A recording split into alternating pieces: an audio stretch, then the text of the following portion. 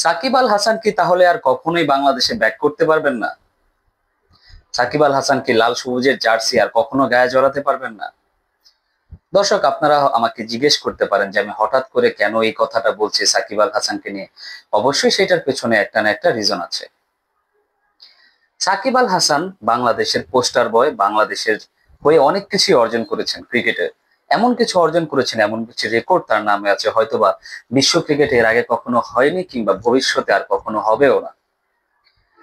গতকালকে সাকিব আল হাসান আর আসিফ মাহমুদ, বাংলাদেশের ক্রীড়া উপদেষ্টা, অ্যাকচুয়ালি ক্রীড়া উপদেষ্টা মানেই তো বর্তমানে যে পরিস্থিতি সেখানে বলা চলে যে ক্রীড়া মন্ত্রী।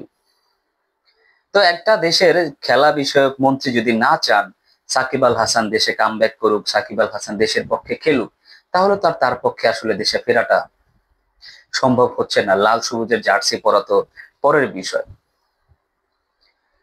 গতকালকে আসিফ মাহমুদ তার একটি ফেসবুক পোস্টে লিখেছেন যে একজনকে দেশে আসতে না দেওয়ায় বা একজনকে পুনর্বাসন না করায় আপনারা অনেক গালি দিয়েছেন, but I was right, end of discussion.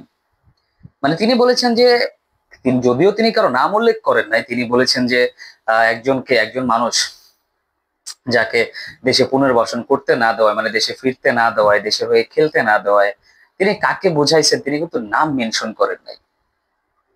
তো আমরাও ব্যাপারটা তখন ক্লিয়ার ছিলাম না।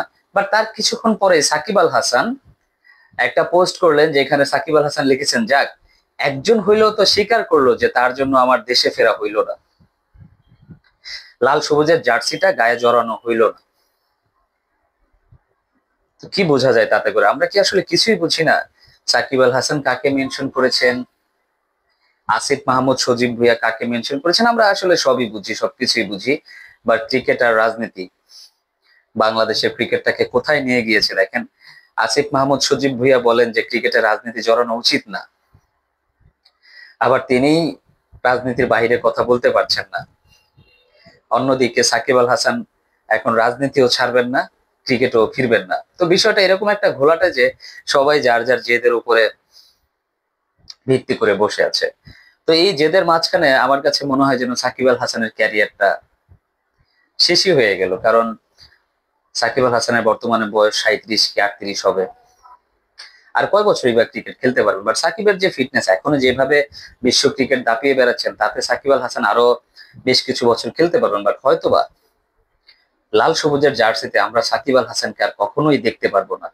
কারণ ওই যে দেশটা তো বাংলাদেশ, বাংলাদেশের মানুষ পরের চাইতে নিজের ক্ষতি নিয়ে অনেক বেশি ব্যস্ত থাকে। যে দেশের মানুষ সাকিব আল হাসানের মতো একজন বড় মাপের প্লেয়ারকে এইভাবে দূরে সরিয়ে রাখে, তারা আসলে সেই দেশের কতটুকু উন্নতি চায়, উন্নয়ন চায় আমি জানি না। এই যে ভিডিওতে যে কথাগুলো বলতেছি, আমার কাছে মনে হয় এটাও একটা ইস্যু হয়ে দাঁড়াবে। অনেকে বলতেছে যে যারা এখনো সাকিব আল হাসানের নাম নেয়, যারা এখনো সাকিব আল হাসানের ভিডিও বিজ্ঞাপন প্রচার করে, তাদেরকেও স্বৈরাচারের আওতায় আনা হোক। এটা কি কোনো কথা? এটা কি কোনো কথা? আপনার আমার ব্যক্তিগত পছন্দ কি থাকতে পারে না? অবশ্যই পারে। এখন সেটাও যদি আপনারা কেড়ে নেওয়ার জন্য উথাল পাথাল করেন, তাহলে কি হয় ভাই? হয় না। দিন শেষে একটা কথাই বলতে চাই, সাকিব বাংলাদেশের জন্য যে গর্বটা নিয়ে এসেছেন, সেই গর্বটা আপনি আপনার জায়গা থেকে আগে এনে দেখান, তারপরে না হয় আমাদের বিরোধিতা করেন। সবাই ভালো থাকবেন। আসসালামু আলাইকুম।